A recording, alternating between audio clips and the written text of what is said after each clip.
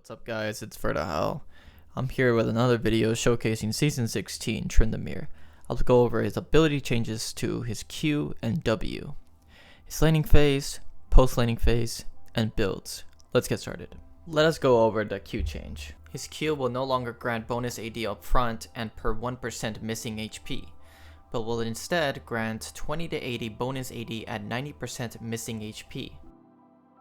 Now let's ask ourselves, how will this affect our laning phase? Tryndamere's trades will feel weaker when you don't crit. Not having the extra flat AD from his Q will definitely affect your autos. However, you will feel a bigger damage difference in your auto attacks whenever you crit because of the 200% crit change. Looking at your Q ability, Bloodlust, it only gives more damage or the same amount of damage you had with the current Q of Trynda when you are very low. Now, combining this new change with the 200% crit change, you are a bigger threat at low HP level. Moving on to his W ability, Mocking Shout. It will be an overall weaker ability during the laning phase.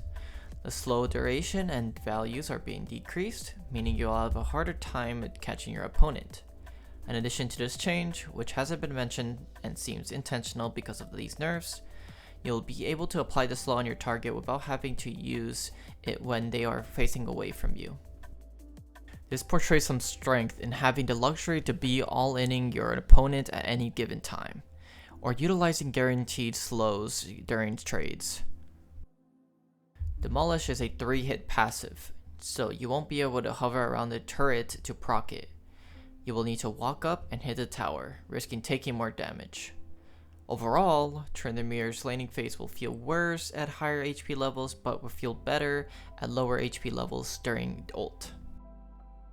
Let's ask another question. How will his post-laning feel? As a side laner, Tryndamere might be okay in terms of dueling. The W changes might give him a harder time dueling. However, you have to take the 200% crit change into account. Tryndamere will still be able to deal good damage. The new crystallization feature for tower boosts his split pushing potential and gives him access to more gold income. Now, with the crystallization feature in mind, there will be plates on all 3 tower tiers, meaning you don't have to take the entire tower to receive the gold. Demolish is a 3-hit passive now, and Tryndamere is known for a high attack speed build. This means Tryndamere will proc it fast.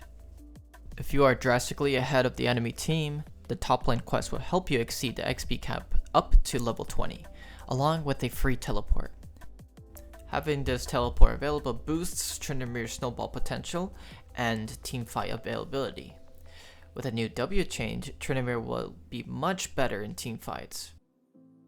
Although the slow values are decreased by 10% max level, and the duration is decreased by 1.5 seconds. Looking at the bigger picture, you are drastically useful because you can land consistent 5-man slows. This is definitely outweighing the slow and duration nerfs because you are able to provide much more to your team. Now, last question. What will Tryndamere build? Let's talk about the new items that could be useful to Tryndamere.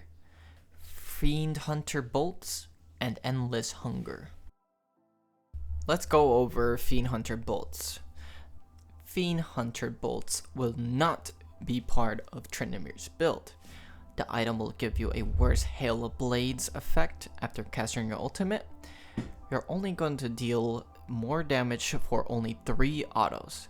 After 3 autos are gone, the item loses its value completely.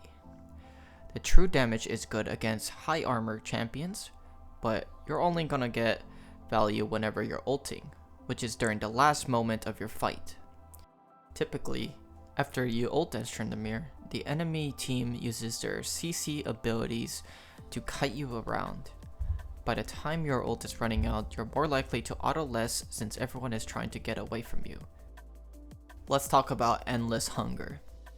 Endless Hunger gives 60 attack damage, 5% Omnivamp, 20% Tenacity. Now looking at the stats listed, Tryndamere might be able to utilize this item as the last item. Tryndamere benefits from the ability haste and tenacity. These are the only 2 things that could fit in his build, In a very niche scenario where the enemy team has high CC, you cannot use mercs because of the need for attack speed. You cannot get so much value from a single Mercurial Scimitar active, and they don't have a ton of magic damage where you can build Wit's End instead. Now let's move on to the build paths.